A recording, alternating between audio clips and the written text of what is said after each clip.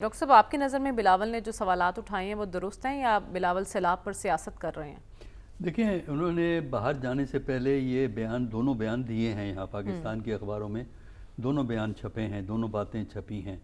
जहाँ तक international appeal का ताल्लुक है, इसकी कोई ज़रूरत नहीं है इस स्टेज के ऊपर, क्योंकि 2022 में जब आपने अपील की थी यूएन के थ्रू, यूएन सेक्रेटरी जनरल आए भी थे, तो जितना पैसा पाकिस्तान को कमिट हुआ था उसका एक छोटा हिस्सा पाकिस्तान को मिला है। और अब भी इस स्टेज पे यूनिवर्सल किस्म का डिक्लेरेशन कि जी हमें मदद करो, मर गए। हाँ, जो आपके अच्छे करीबी दोस्त हैं उनसे आप इंडिविजुअल लेवल पे, कंट्री टू बाइलेटरल लेवल पे आप मदद के लिए उन्हें कह सकते हैं, लेकिन पब्लिकली कहने की ज़रूरत नहीं है। और जो आपके दोस्त ममालिक हैं वो आपकी मदद फरमा रहे हैं इस सिलसिले में।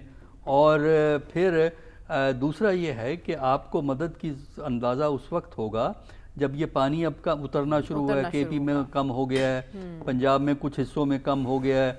अच्छा, 10 दिन के अंदर जो है ये पानी और सिंध में भी कम होना शुरू हो जाएगा।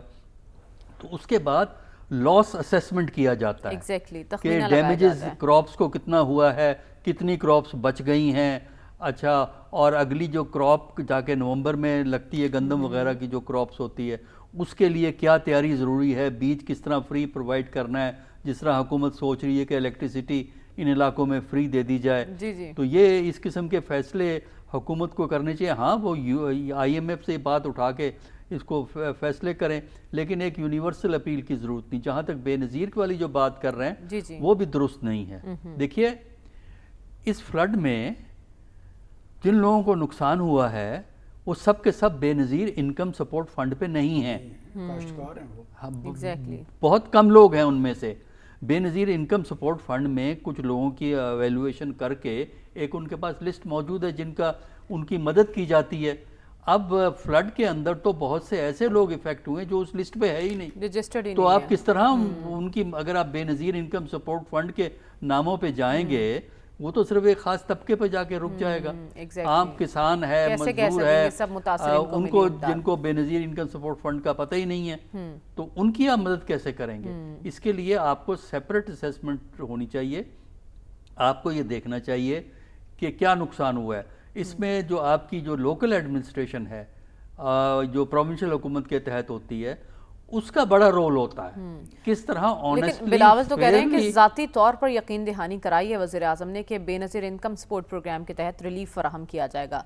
फिर ऐसा नहीं करना चाहिए? देखिए, बेनज़ीर इनकम सपोर्ट के तहत एक रिलीफ प्रोवाइड किया जा रहा है, वो जाता रहेगा, लेकिन जो फ्लड का जो तकसीम होना है उसके लिए आपको असेसमेंट करनी चाहिए। जैसा मैंने कहा है कि जिन लोगों को नुकसान हुआ है वो सब के सब बेनज़ीर इनकम सपोर्ट फंड पे नहीं है। आप चेक कर लें इस बात को।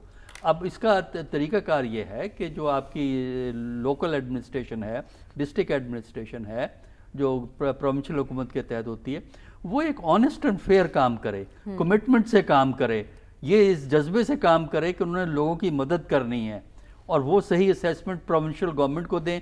प्रोविंशियल गवर्नमेंट फिर फेडरल गवर्नमेंट से शेयर करके उनके लिए ज़रूरी इकदाम करने चाहिए। और ये इकदाम अगली फसल जो कि अक्टूबर नवंबर में लगती है, जाके अक्टूबर नवंबर में, उससे पहले हो जाना चाहिए ये काम। क्योंकि अगर आप उनको अगली फसल पे मदद नहीं करेंगे तो फिर किसान का तो काम खराब हो जाएगा। और एग्रीकल्चर जो सही मानों में पाकिस्तान में तरक्की करना चाहिए, एग्रीकल्चर ऑलरेडी डिक्लाइन पे है और इस फ्लड के बाद मज़ीद डिक्लाइन पे जाएगा।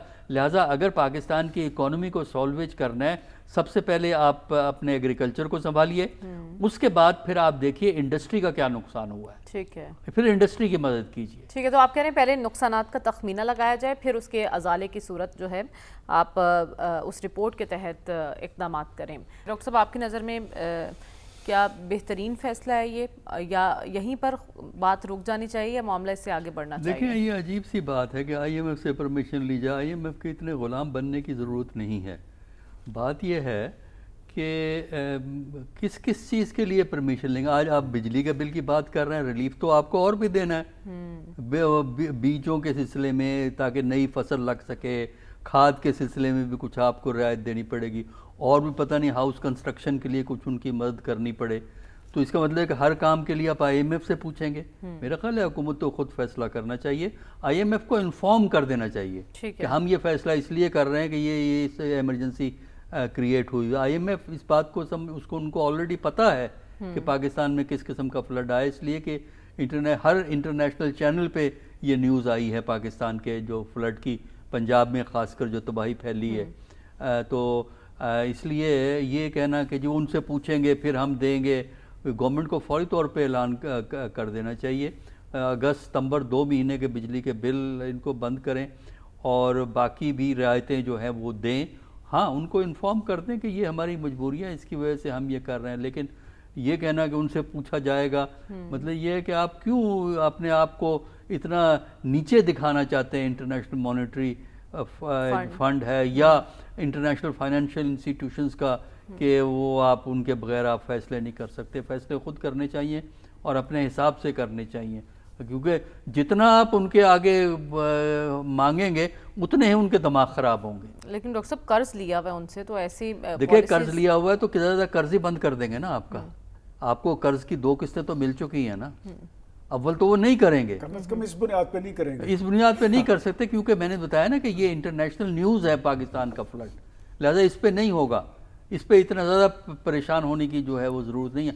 हाँ, वो अगर बंद करें, मतलब आपने सैलरी जिस तरह इंक्रीज़ की होती है, कंसेशंस दी हुई होती हैं, पैसे तकसीम हो रहे होते हैं, उस पर वो इतराज़ कर सकते हैं। अच्छा, रिलीफ का ये सिलसिला कब तक होना चाहिए, स्पेशली बिजली के बिलों के हवाले देखिए से? रिलीफ का सिलसिला, देखिए बिजली के बिल कम से कम 2 महीने के, उसके अलावा जब नई फसल आपने जब बोनी है अक्टूबर नवंबर के अंदर, उसके लिए आप बिल्कुल मदद करें और कोशिश करें कि इनका जो पानी जो है वो खेतों से निकलवाने में मदद करें। अच्छा। इसके लिए चाहे आपको साइंटिफिक तरीके से जो पानी को पुल आउट करते हैं उस तरीके से इनके ज़मीनों से पानी पुल आउट करें, ताकि ये जो है अक्टूबर नवंबर में नई फसल लगाएं, क्योंकि उसका इम्पेक्ट जाके मार्च अप्रैल में होगा गंदम की फसल पे।